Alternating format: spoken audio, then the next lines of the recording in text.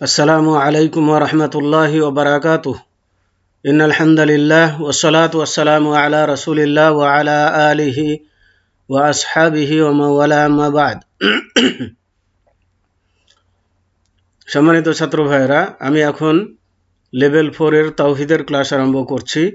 আজকের ক্লাসের বিষয়বস্তু হচ্ছে মুসলমানদের মধ্যে পথভ্রষ্ট সম্প্রদায়ের উদাহরণ।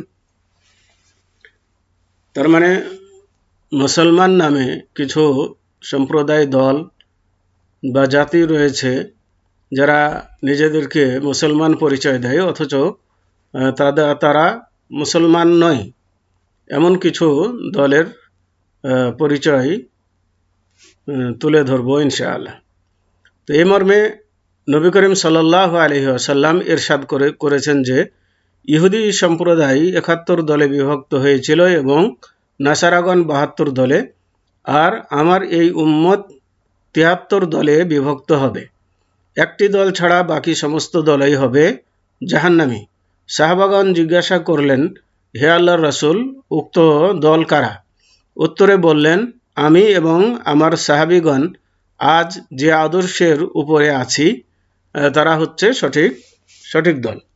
তাহলে আল্লাহ রাসূল সাল্লাল্লাহু আলাইহি ওয়াসাল্লামের এই উক্তি থেকে বোঝা যায় যে মুসলমানদের মধ্যে মুসলমান নামধারী কিছু ভ্রান্ত আকীদা বিশ্বাসের লোক থাকবে, যারা দাবি করবে মুসলমান, কিন্তু আসলে তারা মুসলমান নয়।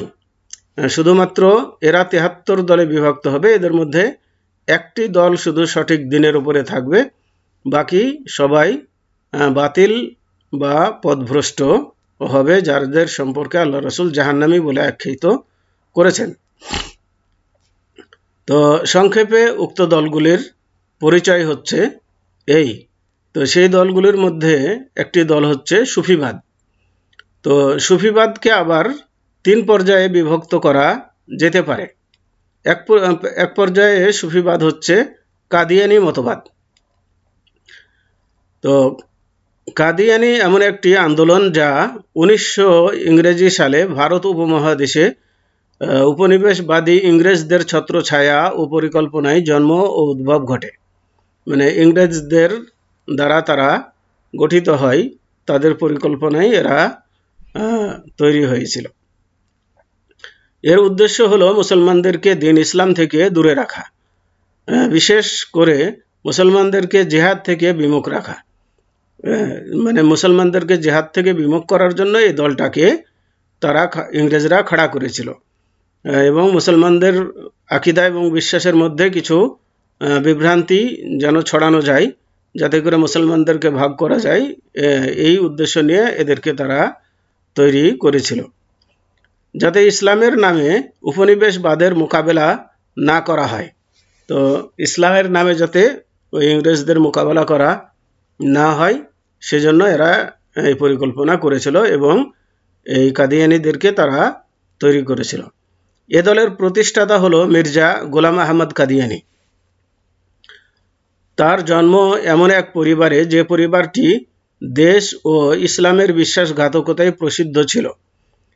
সে তার অনুসারীদের কাছে বিকৃত রুচিসম্পন্ন, বিভিন্ন রোগ ও মাদকাসক্ত এবং নেশাগ্রস্ত হিসাবে পরিচিত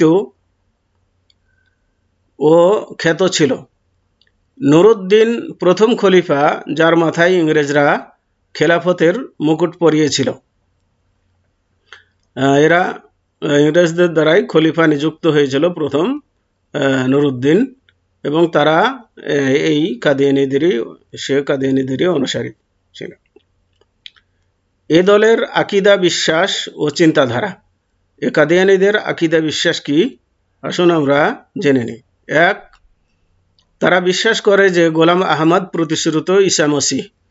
তার মানে ঈসা আলাইহিস সালাম যে আবার আসবেন, তো এদের দাবি যে গোলাম আহমদ কাদিয়ানী সেই ঈসা হয়ে তিনি অবতরণ করেছেন। এটা তাদের একটা আকীদা বিশ্বাস। 2. তারা বিশ্বাস করে যে আল্লাহ রোজা রাখেন, নামাজ পড়েন, ঘুমান ও জাগ্রত হন, লিখেন ও সাক্ষ্যদান করেন, ভুল করেন ও সহবাস করেন।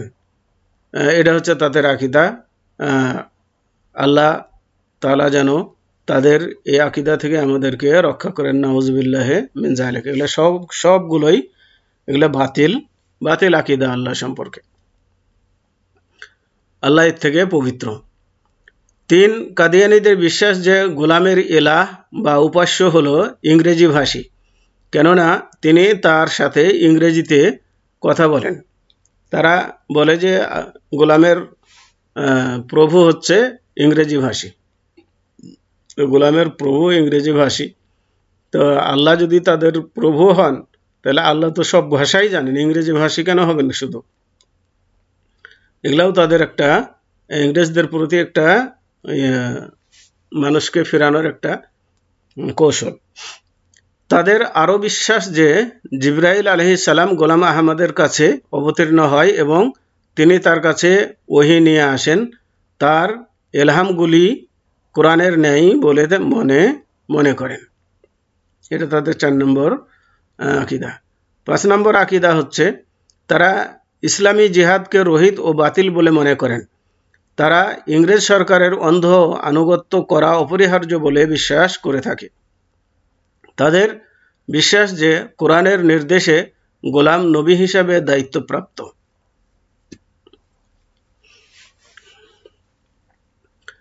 তো কোরআনে যা আছে ওয়াইয়াতি মিন বাদ ইসমুহু আহমদ, যে এরপরে নবী আসবে আহমদ নামে, এটাকে তারা ওখানে নিয়ে যেয়ে গোলাম আহমদের ক্ষেত্রে এরা প্রয়োগ করে থাকে, অথচ সেখানে আমাদের মুহাম্মদ সাল্লাল্লাহু আলাইহি সাল্লামের সম্পর্কে ওটা ভবিষ্যৎবাণী করা ছিল। 6, তাদের মতে প্রতিশ্রুতি মুসলমান কাফের প্রতিটি মুসলমান কাফের যতক্ষণ না তারা কাদিয়ানী মতবাদে দীক্ষিত হবে। যে ব্যক্তি ওয়াকাদিয়ানীদের বিবাহ করবে বা করাবে সে তাদের দৃষ্টিতে কাফের বলে গণ্য হবে। তার মানে কাদিয়ানী মতবাদে যে বিশ্বাস করবে না তারা কাফের তাদের নিকটে, এবং কাদিয়ানী ছাড়া বিবাহ শাদী করাও তাদের দৃষ্টিতে নিষেধ। 6, তাদের মতে 7, তাদের মতে কাদিয়ানীরা মদ, আফিং, ড্রাগ ও অ্যালকোহল সহ সর্বপ্রকার মাদকদ্রব্য এবং নেশাজাতীয় বস্তুকে হালাল ও বৈধ বলে মনে করে। এটা তাদের কাছে নেশাযুক্ত জিনিস সবকিছুই হালাল। 8, কাদিয়ানীদের বিশ্বাস যে মুহাম্মদ সাল্লাল্লাহু আলাইহি সাল্লামের মাধ্যমে নবুয়তের পরিসমাপ্তি ঘটেনি, বরং এ ধারাবাহিকতা কিয়ামত পর্যন্ত অব্যাহত থাকবে। আল্লাহ পাক প্রয়োজন অনুযায়ী মুসলমানদেরকে রাসূলদেরকে দুনিয়ায় পাঠাবেন। তাদের আরও ভ্রান্ত বিশ্বাস হলো যে গোলাম আহমদ সব নবীদের শ্রেষ্ঠ। আল্লাহ পাক গোলামের প্রতি লানত অবতীর্ণ করুন। এগুলো হচ্ছে তাদের আকীদা। 9, কাদিয়ানীদের সঙ্গে ইসরাইল বা ইহুদিদের ঘনিষ্ঠ সম্পর্ক রয়েছে। তাদের জন্য অনেক প্রতিষ্ঠান ও কেন্দ্র খোলা হয়েছে। এদের অনুসারীদের সংখ্যা ভারত ও পাকিস্তানে অধিক সংখ্যায় দেখতে পাওয়া যায়। তো এরা মানে ইহুদিদের মদদে চলে, এটা তার প্রমাণ পাওয়া যায় যে ইহুদিদের মদদে তাদের অনেক প্রতিষ্ঠান খোলা হয়েছে। সুফি মতবাদের আরেক শ্রেণী হচ্ছে শিয়া সম্প্রদায়। তো শিয়া সম্প্রদায় প্রধানত 4 দলে বিভক্ত। 1, প্রথম শিয়া, এবং তাদেরকে শিয়া মুখলাসুন বা অনুগত শিয়া বলা হয়। এদের বৈশিষ্ট্য হচ্ছে যারা আলী রাদিয়াল্লাহু তাআলা আনহুর খেলাফতে বিশ্বাসী এবং তারা তার প্রচার ও প্রসার ঘটিয়েছে, তাকে পূর্ণ সম্মান ও মূল্যায়ন করতে গিয়ে রাসূলের অন্যান্য সাহাবাগণ সহ খোলাফায়ে রাশেদার সম্মানকে ছোট করে দেখেনি। যারা আলী রাদিয়াল্লাহু তাআলা আনহুর সাথে সিফিন ও উহুদের যুদ্ধে অংশগ্রহণ করে যুদ্ধ করেছিলেন, তাদের মধ্যে সাহাবীর সংখ্যাও অনেক ছিল। তো এরা মনে করে থাকে যে আলী রাদিয়াল্লাহু তাআলা আনহু হচ্ছেন খলিফার হকদার অন্যরা নয়, এতটুক তাদের বিশ্বাস। 2 শিয়া তাফজিলিয়া, এক সম্প্রদায় আছে শিয়াদের মধ্যে যাদেরকে বলা হয় শিয়া তাফজিলিয়া, যারা আলী রাদিয়াল্লাহু তাআলা আনহুকে অন্য সমস্ত সাহাবায়ে কিরাম থেকে প্রাধান্য ও অগ্রাধিকার দিয়ে থাকেন।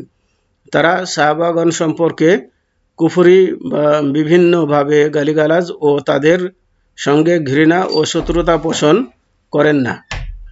সাহাবাদেরকে গালিগালাজ করেন না, মানে তাদের সম্পর্কে ঘৃণা করেন না, কিন্তু আলী রাদিয়াল্লাহু তাআলা আনহুকে সবার উপরে অগ্রাধিকার দিয়ে থাকেন।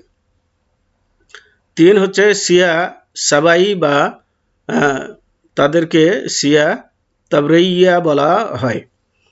তো শিয়া সাবাই এই দলটি সাহাবাগণকে গালমন্দ করে। এরা সাহাবাদেরকে গালিগালাজ করে এবং সাহাবী সালমান ফারিসি, আবু জার, মিকদাদ ও আম্মার রাদিয়াল্লাহু আনহুমকে বাদ দিয়ে সকল সাহাবাকে কুফর ও মুনাফিকি সাহাবা সম্পর্কে কুফর ও মুনাফিকি আরোপ করে থাকে। তার মানে এই 4 জন বাদ দিয়ে, সাহাবাদের মধ্যে 4 জন বাদ দিয়ে, অর্থাৎ সালমান ফারিসি, আবু জার, মিকদাদ ও আম্মার, এই 4 জন বাদ দিয়ে 4 জন ছিলেন মুসলমান, বাকি সবাই কি? সবাই কাফের বা মুনাফিক তাদের দৃষ্টিতে। তৃতীয় এই দলটি 24 ভাগে বিভক্ত। সাবাইয়া সম্প্রদায় এদের অন্তর্ভুক্ত। তারা আব্দুল্লাহ বিন সাবা ইহুদির অনুসারী। সাবাইরা আব্দুল্লাহ বিন সাবা ইহুদির অনুসারী। আব্দুল্লাহ বিন সাবা বলেন যে আলী রাদিয়াল্লাহু তাআলা আনহু নবীর শরীক বা অংশীদার ছিলেন। তার মানে নবুয়তে আলী রাদিয়াল্লাহু তাআলা আনহু নবীর শরীক ছিলেন, এটা তারা মনে করে।